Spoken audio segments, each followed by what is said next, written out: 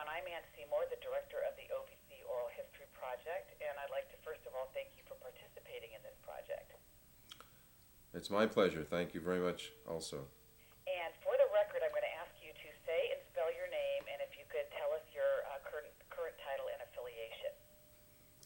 My name is John Dussich, John Dussich. My title is Professor of Criminology and Victimology at the Tokiwa University in Mito, Japan. Great, thank you so much. I'm going to start by asking you, John, why and how did you first get involved in the crime victims movement? Well, it's interesting. As a graduate student at the Florida State University back in 1962, I had the privilege of being a student of Stephen Schaefer, who was a victimologist and criminologist from Hungary, one of the early victimologists. And he first spoke about victimology in his class on criminological theory. And this was the first time that he ever gave a lecture in this country. And we became friends after that. And could you tell me what year that was? Yeah, that was 1962. Wow, okay. And back in 1962, and if you could be a little linear with me, sort of looking at the past 40 years, can you describe what the field of victims' rights and services was, including a bit of the context of the eras, the 60s, the 70s, and so on? Well, the words victims' rights and victim assistance really was not part of our dialogue. I mean, those are words that came much later in time. At that point, most of us were in what was called criminology. There were only 3 schools, as I recall, that even offered degrees in criminology. Florida State University being one of them, Berkeley in California, and University of Michigan, as I recall. So it was really an unusual thing to hear about victimology at that point.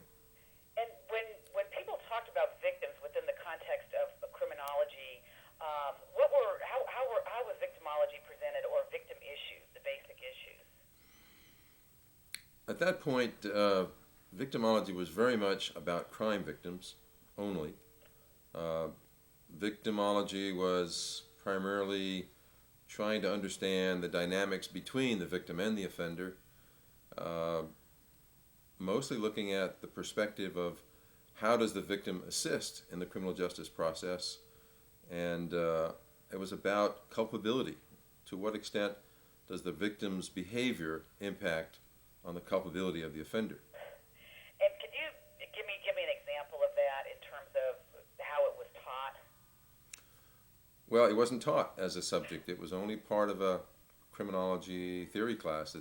This is something that has been brought up, and at that time I remember the name Stephen Schaefer mentioned in his class, and that was Benjamin Mendelssohn, the Romanian lawyer who had started even as early as 1937 writing about the role of the victim in the defense. He was a defense attorney in Romania, and it was kind of new stuff. It really was not in many textbooks. I think the only book that had been out at that point in time was one written by Hans von Hentig, and he wrote a book called The Criminal and His Victim. And it wasn't really a victimology book. He just had a chapter that he devoted to the relationship. And if you were going to sort of flash forward over the 40 years, how has that changed in terms of both criminology offerings and also victimology, undergraduate, graduate, doctoral, that type of thing? Well, we have made giant advances. The shift has occurred, and there is now much more of a balance than there has been since the past. I think it's fair to say that we are much closer to considering both the offender and the victim at the same time, and as we move closer to restorative justice, which I think is the future of where we're going, we have seen tremendous strides, especially in this country. I must say that the advances in the other countries have not been as fast or as complete as they they have been in this country. And John, if in 1962 someone told you 40 years from now there'd be over 10,000 victims organizations in the U.S. and 32,000 laws, what would you have responded? That would have been pretty hard to believe at that point. There was, as I recall, tremendous amount of resistance, especially from prosecutors, especially from defense attorneys. A lot of people felt that we just didn't need more bleeding hearts worrying about victims. We had enough worrying about offenders. I can remember the early days of trying to convince people how important it would be to provide special programs for victims. And it would have really been an incredible kind of thing for people to accept. I'd like to ask you now, John, about your pioneering areas of victim assistance, and I think there are two I'd like you to address. The first one being the early development of the victim assistance field in the United States. You were very involved with NOVA, and talk about that, and then we'll get into some of the international issues that you're now currently renowned for. Okay. We can start with NOVA and the early days. It's interesting how it all came about. After I got my master's degree and I'd met Stephen Schaefer, I left academia and went into the military for 4 years as a military police officer. I pretty much kept working in the field of criminology in the applied way. I was really in law enforcement at that stage. And after 4 years, I got out and went back to get my doctorate degree at Florida State University. And during that time, I was asked to come on board with the state planning agency in the governor's office in Tallahassee, Florida. And at that time, I was working primarily in corrections. That was really my specialty. And on a trip back from Miami, Florida, where I had been working on the Miami jail program, we were putting a lot of money, the LEAA money at that time was focused on new ideas. And on the flight back to Tallahassee, I remember thinking, it is amazing how much money and time and energy we are putting in to improve the plight of offenders. We fed them, we were educating them, we were training them. When they left, we gave them a new suit of clothes and money for their spending and a bus ticket, and for the offender, we did zero. And so I started to write down some things on a piece of paper.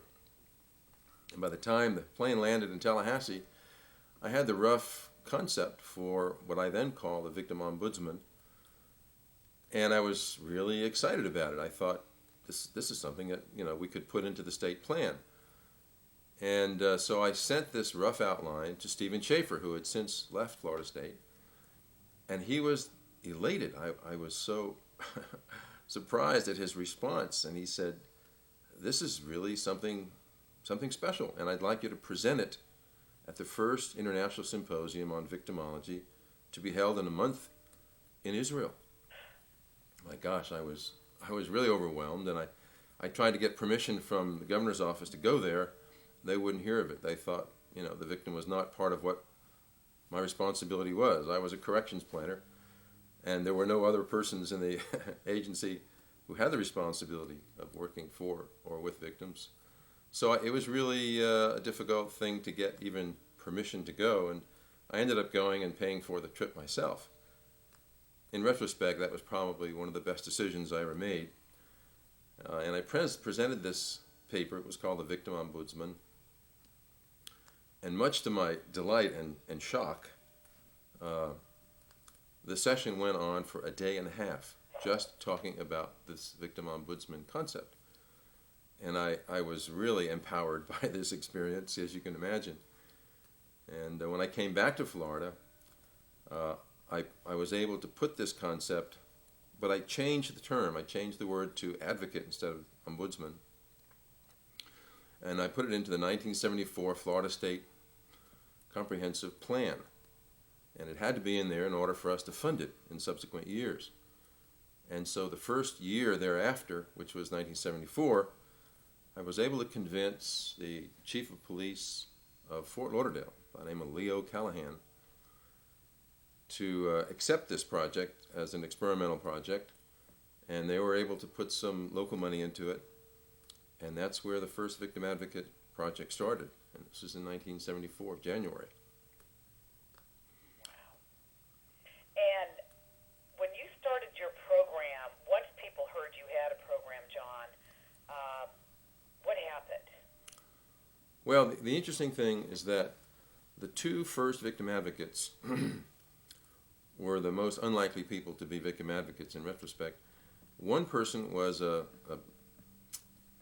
really an advertising executive who had just retired to Fort Lauderdale, and the other person was a woman who was the daughter of an FBI agent and a good friend of the Chief Leo Callahan.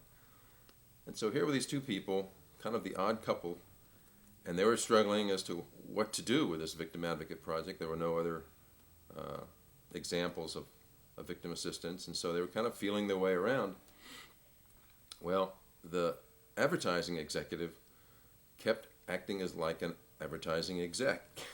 And every time someone would ask him about this project, he'd duplicate my paper that I had presented in Israel. And this thing spread all over Florida and across the rest of the country. And it was that point that this is really serendipitous because I was working on my dissertation at the time. And I got a fellowship to go to LEAA in the Department of Justice. And while I was there, I convinced them that we have something special going in Florida. And wouldn't they fund a kind of workshop on this topic?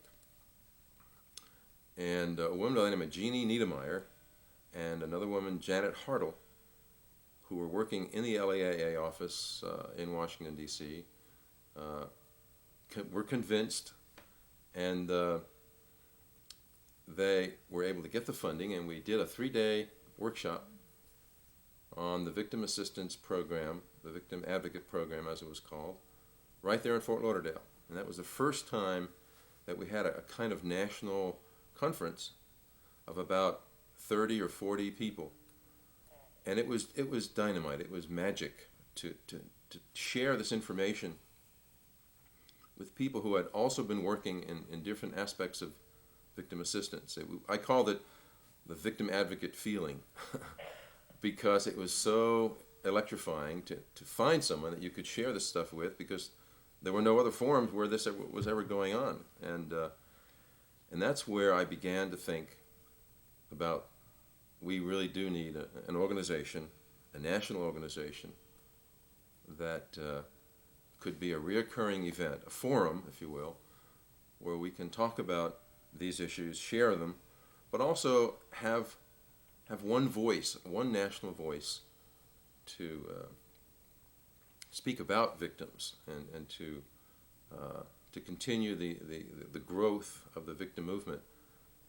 And shortly thereafter, I came up with a concept for NOVA, and the acronym, and the logo. And it was in 1975 that I received a phone call from California.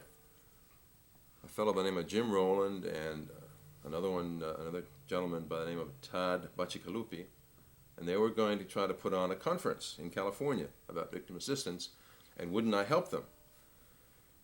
And I said I would be delighted to. I said, on one condition, if we can call this the second national conference, and if they would let me launch this organization that I was telling them about. And so it was to be held in Fresno, California, in April of 1975. Excuse me, in April of 1976. And that was a very magic year, 1976, because earlier that month, in the earlier part of April, I had met Marlene Young for the first time in Colorado Springs. We were both on a small program that was being hosted by the National District Attorneys Association. No, it was the National County, the National County Association regional meeting, and we both spoke about victim issues. And then later that month, I wanted to create the first executive committee of this organization. And so I remembered her and her work in Oregon. So I called her up and added her to this group of about 20 people that I had selected. I wanted them to be heterogeneous. I wanted to have people from all persuasions, and I didn't want it to be just one small group of people with a very narrow focus. And it worked out beautifully. When we finally met in Fresno in late April, there was that victim advocate feeling again. Everyone was again just so elated to be able to share this information. And the conference was a great success, and we were able to elect officers, and I became the first executive director of NOVA, even though we had no money and I was doing all this as a volunteer. We kept going like that, and that was how NOVA started. That's great. Thank you so much for that overview, because I think that's one of the critical things we were looking for. Are you ready to talk a little about international issues? Sure. Be happy to. And I don't know where you want to begin. I'm just going to follow your lead. The interesting thing is that in 1973, the year that I thought of this whole Victim Ombudsman, Victim Advocate thing, as I said, it was the first symposium on victimology in Israel, and at that event, it was decided that we would have this kind of a symposium in a different country every 3 years. And so the next host of the one to be held in 1976 was my old professor, Stephen Schaefer. The sad thing is that he died a month before the symposium was to take place. And his students and other colleagues there at the University Northeastern in Boston actually did the symposium and did a wonderful job, but it was a sad event. And the next one after that, the third International Symposium, was held in 1979 in Münster, Germany, hosted by Hans Schneider. And at this third symposium, we decided that we wanted to have an organization. And so we formed the World Society of Victimology. And they selected me as the first Secretary General. And I served for 6 years, 2 terms. And it was a special kind of a situation, because at that point, I also accepted a job as a researcher in Germany. And that meant I had to leave the United States, and I had to leave NOVA. Well, I left it in good hands. Things were happening very quickly here in the States with NOVA. We had moved from my bedroom with volunteers to Washington, D.C., where all the action was happening. And we had a young man took over as the executive director for 6 months, and then Marlene Young took on the job with some very minimal funding from LEAA. So I was in Europe at that time and working to make this World Society of Victimology a reality with Hans Schneider and Gerd Kirchhoff. And luckily the 3 of us were all in Germany, and we were able to coordinate and create the organization that it is today. We still have the symposia every 3 years. We have had them in countries like Tokyo, Japan, and Kyoto, in Zagreb, Yugoslavia, in Adelaide, Australia, in Rio de Janeiro. We went back to Israel again once. We had them in Amsterdam, in Holland, in Canada, Montreal, Canada, and our next one will be in Stellenbosch, South Africa, this July, as a matter of fact. And so there has been this thread of international victimologists meeting every 3 years and trying very hard to keep a balance between the theory and the practice of our craft. And I think we've been successful in doing that. We've always felt that it was important to keep a balance between theory and practice, and our membership and our workshops and presentations at these symposia reflect this marriage between theory and practice. And in terms of looking at international issues, John, is it helpful, or what is the purpose of sharing information across borders? Because people handle victim issues so differently based on the countries in which they live. Well, I'm glad you asked me that question, because the thing about going to an international symposium is that you're exposed to very different ideas, different cultures, and different ways of doing things, especially as it relates to the criminal justice system, and in this instance, how people think of victims. In a way, the American scene is really a reflection of the international scene, in terms of there are so many cultures here that come together and must be accommodated in some way. And being in an international symposium, you realize how important it is to be sensitive to other people's ways of thinking, to be sensitive to how victims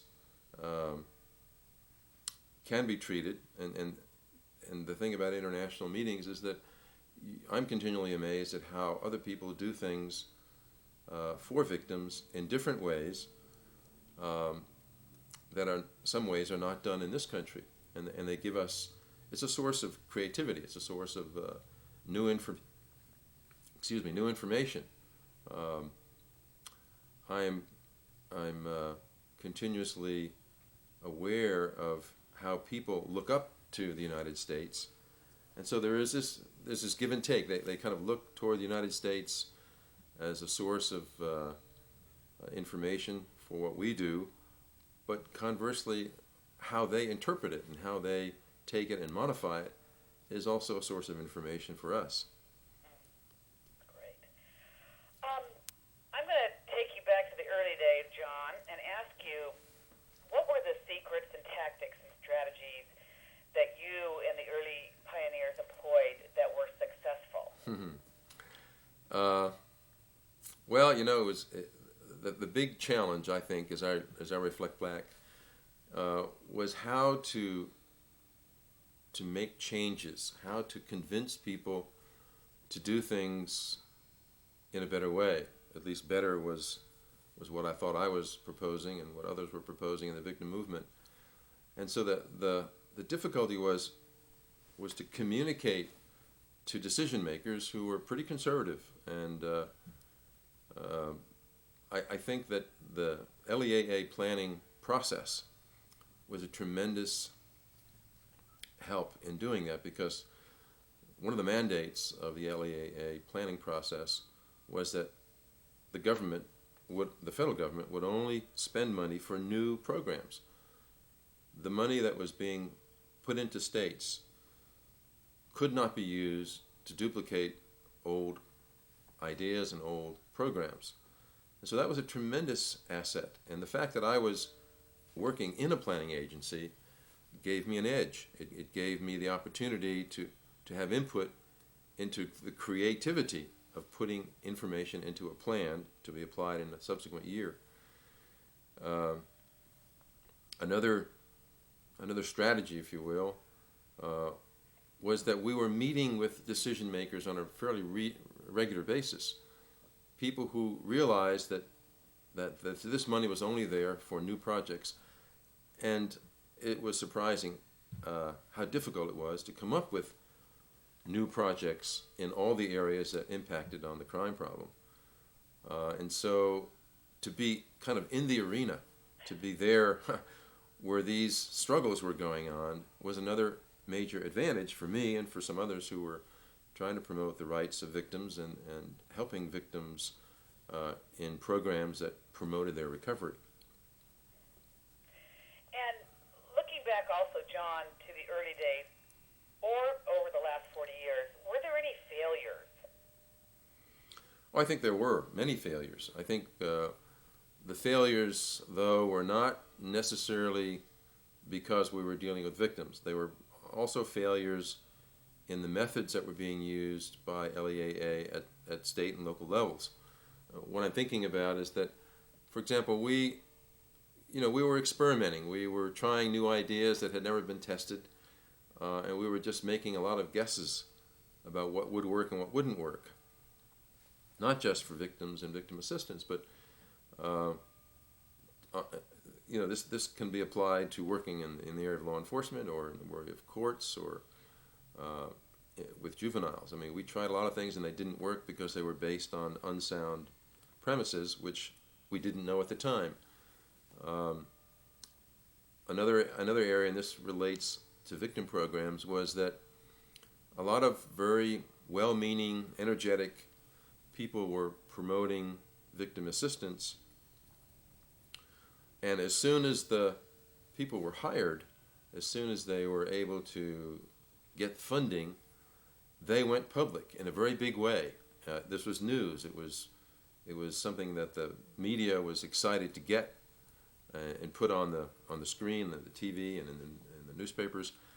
But the problem was that the expectations in the community were so raised as to be able to do something for victims, but these people were not trained in victim assistance. They didn't have the experience base that we had today. They didn't have almost any books at all to get knowledge.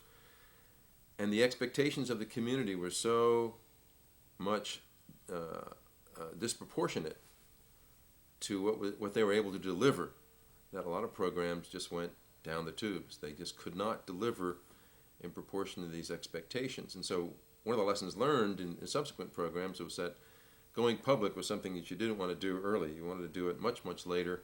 You wanted to have people trained, and you wanted to manage the media process so that you weren't misquoted or the expectations weren't unrealistic.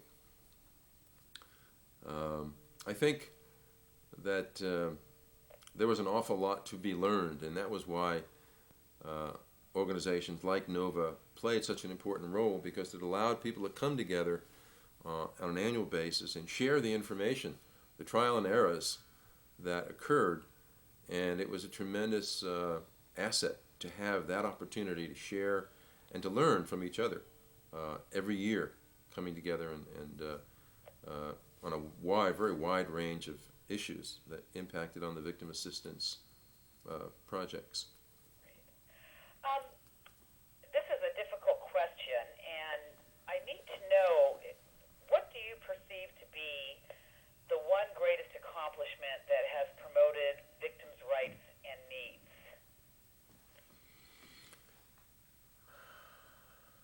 Well, I'm really biased.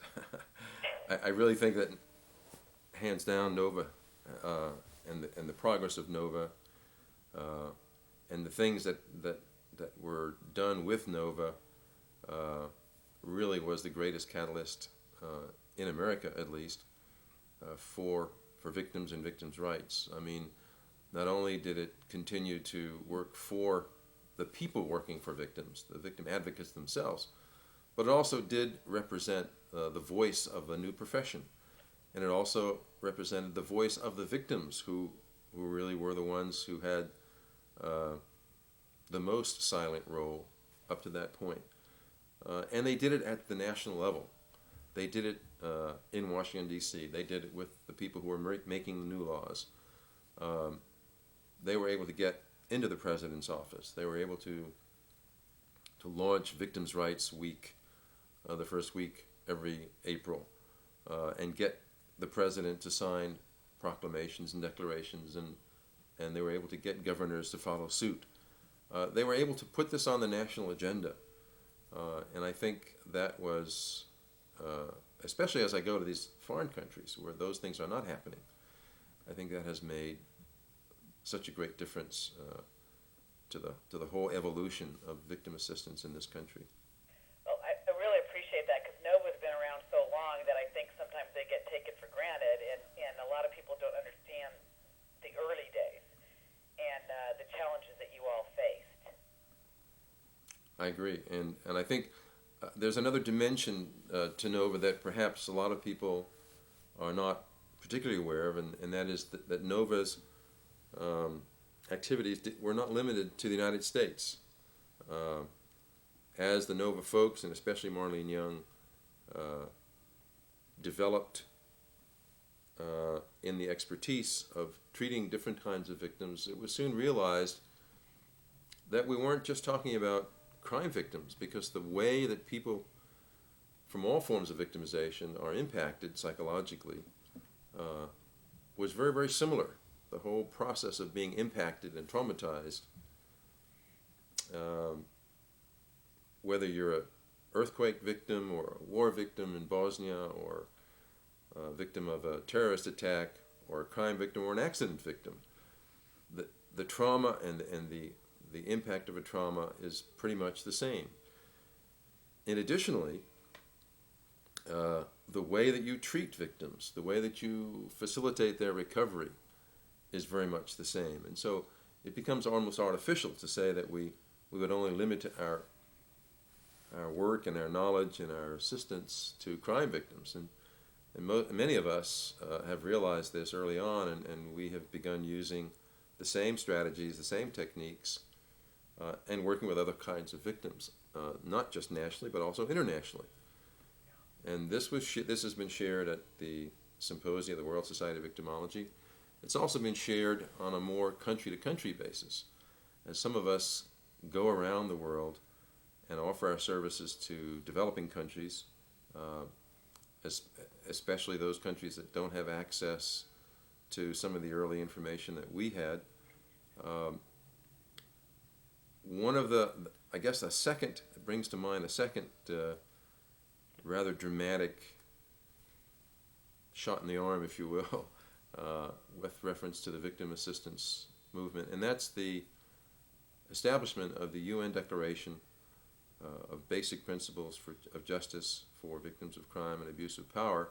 And John, would you mind just giving us some details about how and why that was developed and what it means? Well, I think I'm proud to say that is probably the product of the World Society of Victimology. In 1985,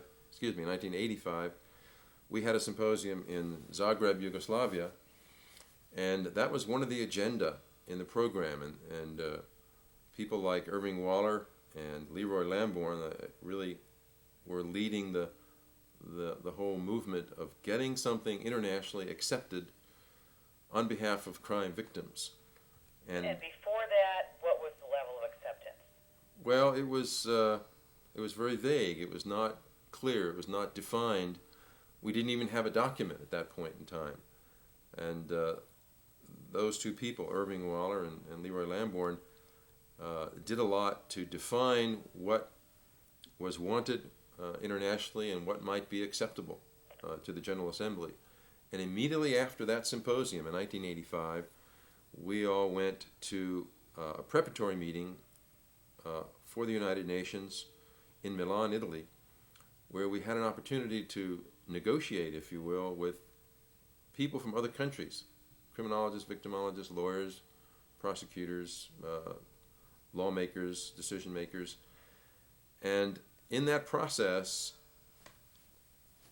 there was the addition made to victims of abuse of power. And so what came out of that was very much acceptable. Finally, there was a lot of haggling, a lot of struggling, a lot of backdoor decision making and convincing. And that same year, November, in that same year, in the General Assembly at the United Nations, the declaration was passed. And from that has become the Magna Carta for the victim movement worldwide. And a few years thereafter, we in the World Society and others as well realized that we wanted to make this document a reality, and we wanted to move past just having a declaration. And it was then, with the help of the United States Ministry of Justice, the Department of Justice, that it was decided we needed a handbook that would interpret the intents of the declaration into a reality, into a document that would become a resource to victim service persons all over the world. And so in 1992, the United Nations was finally given a document that was then called, it is called the Handbook for Crime Victims. In addition to that, we were able to produce a document called the Guide for Decision Makers. And these two documents have become perhaps the most sought after and the most used documents for helping people work with crime victims around the world. And I think they've been translated into at least 5 other languages. Great. Thank you also for that. John, what do you think is needed today to continue the growth and professionalism of our field? Well, it's interesting because we really do need to go to the next level. I mean, we have provided our new craft with a declaration that's been accepted around the world. We've provided them with a number of important workbooks, if you will. I think the next step is to do the hard work of convincing people to change. As I go around the world in different countries, especially in developing countries, I find people who still don't even know about the declaration, let alone the handbook. And so I have tried to use my status as an American, if you will, because Americans in this field are still considered to be the experts in the area of victim assistance. Not just Americans, however. In all fairness, some of the other countries that have also taken the lead is England and Canada and the Netherlands, and Australia, to mention just the main ones. And we have got to find a way to take the message to the rest of the world. Every country has crime victims, every country has other types of victims, and for the most part, they are not being dealt with in spite of the declaration and in spite of these resources that are still available. The problem is really one of priority. The problem is one of resources. The problem is perhaps even one of the democratic process and human rights.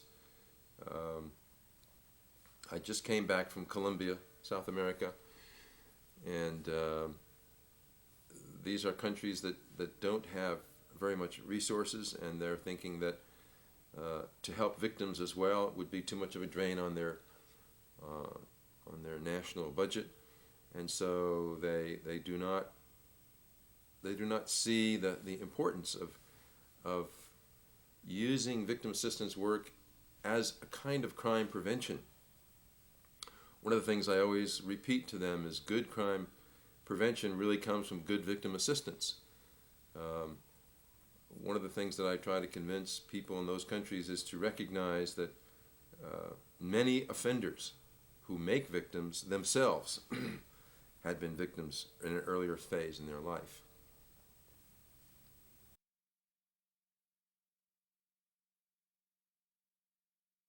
John, looking at the future growth and professionalism of our field, can you think of anything that's currently missing or things that we need to focus more on?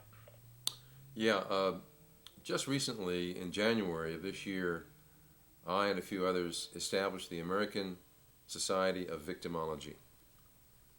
And at that event, the main theme was the professionalization of victimology and victim services at the university level and the involvement of academia in this process.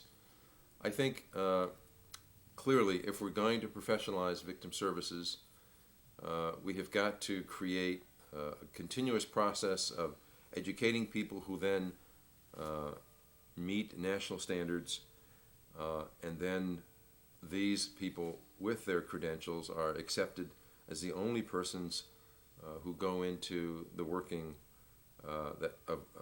with victims. I think until we do that, we're going to continually be faced with people who are not properly trained or who are disproportionately trained. And I think we're on the brink of doing that. In fact, that's going to be the topic of one of the special sessions coming up in January at the next Symposium in South Africa.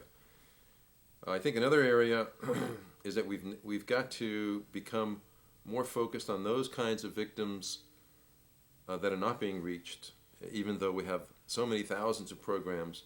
Most of them are based in urban areas. I think we're still leaving out a lot of the victims that are in rural areas. And I think also, not just geographically, but I think we need to add a dimension to the victim service process that goes beyond just setting up programs in offices and hanging out a shield and expecting people to come to the office. I think we need to develop, to a much greater extent, the process of what I call victim advocacy outreach. I saw this working very well outside the field of crime victims, and that was in Bosnia, when I went there immediately after the war and tried to work with those victims and realized how frightened and traumatized they were.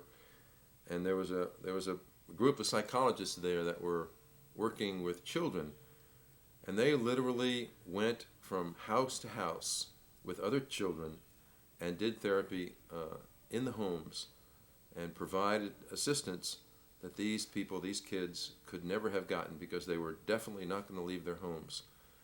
I've seen this same process happen in Kobe, Japan, right after the earthquake, where again the people were displaced. They were afraid to be away from their loved ones. They were huddled together in schools and in churches and in community centers, in trauma. And it was amazing to see psychologists who had good intentions. They went there and set up offices and they put their shield out, and no one ever came. And what we had to do is we had to create environments where they would receive care, they would receive attention. And so one of the things that we did is we created knitting circles for the women, and we inserted a victim care worker within the knitting circle. And as these people began to talk and feel comfortable with each other, they were able to talk about their trauma. They were able to start to identify what their feelings were. And it's that kind of community involvement and outreach that really means that we need to take our services to the victim where they are, rather than expecting them to come to where we are as kind of bureaucrats, I guess. And John, one of the reasons we started the OVC Oral History Project is that there are many new people in our field who have just recently joined, and they don't know the history of everything you've talked about in our discussion. What advice can you give to professionals and volunteers who have more recently joined our field? I think right off the bat, Anne, I would say that it's really important to emphasize the relationship between theory and practice. I think there's so much to be gained by someone who is working with victims if they understand the dynamics, the theory, the direction that theory is going, the research that's been done, the whole issue of what are the definitions of these terms that we are using before they start learning about victim assistance directly. I think theory gives practitioners a view, it gives them a framework, it gives them a kind of a future perspective. Conversely, people who are in academia and who have had minimal or no contact with victims directly don't really understand the reality, the emotional devastation that victims go through, because they're dealing with victimology in the abstract. They're dealing with it as statistics. And I think a lot of the things that go into victimological work, be it research or theory, frequently has that missing link, that missing awareness of what it's really like to be there in the trenches and working directly with people who are suffering. And one of the things that I try to do in my classes that I teach at the university is I try to take my students to meetings with victims and let them hear how these people speak, and let them feel the emotion, and let them connect to that tragedy in a much different way than they would ever get in a book or in an abstract discussion in a classroom. I think those are important things that we need to recognize today, and I think those are important things that need to be part of the future of working with victims. And John, if you are going to talk to folks who have just joined the victim assistance field, recognizing that many of them are victim survivors themselves, what would you tell them is the difference between today, 2003, and when you began in 1974? Well, I think the difference is that we have matured immensely. We have now books on every aspect of victim assistance. Then we had nothing. I think that, I say nothing, the only two books that come to mind that we had when I started was Susan Brownmiller's book, Against Our Will, and the book that I mentioned earlier by Hans von Hentig, The Criminal and His Victim. The evolution of writing in victimology has been a major resource to the field. The number of textbooks is growing, needs to continue growing. The number of organizations grow. I think a newcomer into the field needs to be aware of these things. There needs to be an awareness that they are part of a movement. They're part of an evolutionary process that, in the final analysis, is going to, I think, humanize how countries respond to people in need, respond to victims of all types. They need to be made aware of both theory and practice.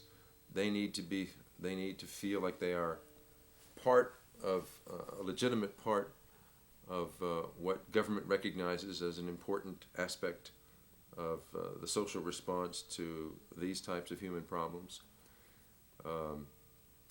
They need to be trained. They need to be given an identity.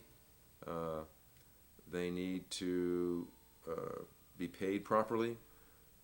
They need to be encouraged to seek victimology as a career rather than falling into it accidentally. I think there is legitimate space for people to work in academia as teachers. There is legitimate space for people to work in the research that needs to be done, that supports how well programs do.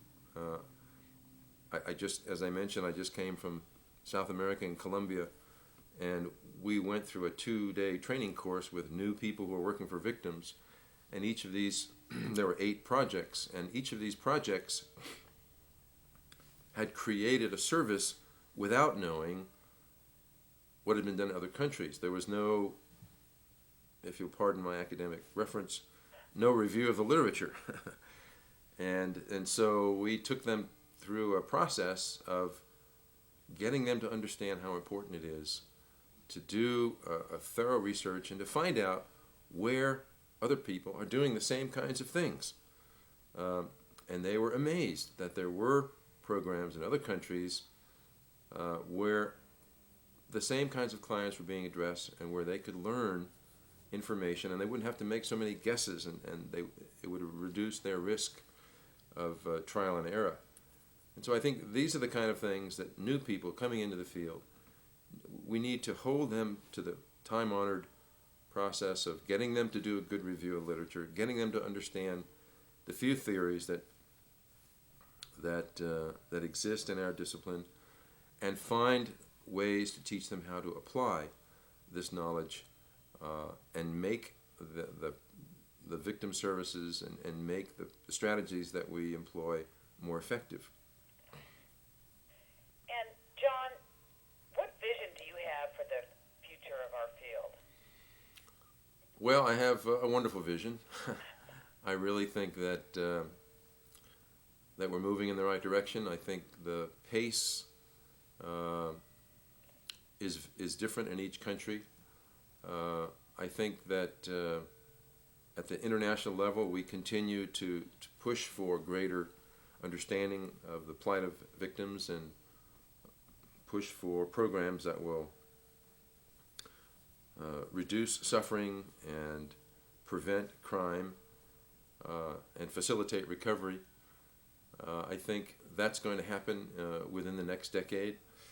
I'm very heartened by the work that we're doing with the United Nations.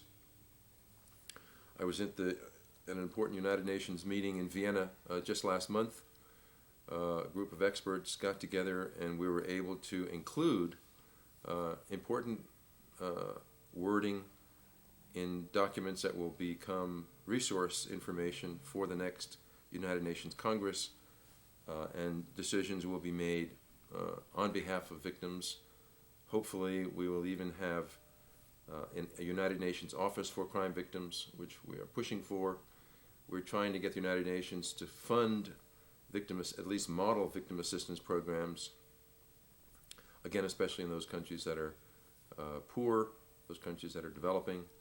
I see that happening in the next decade. I see the professionalization of the field. I see a much greater awareness globally of how countries and individuals can reach an ideal, because there's much more dialogue going on. There's much more information being shared. The World Society of Victimology has a website. The Dutch government continues a website which it started back in the year 2000. There are other countries that are developing societies on behalf of victimology and victim assistance. People are meeting for the first time in their own countries.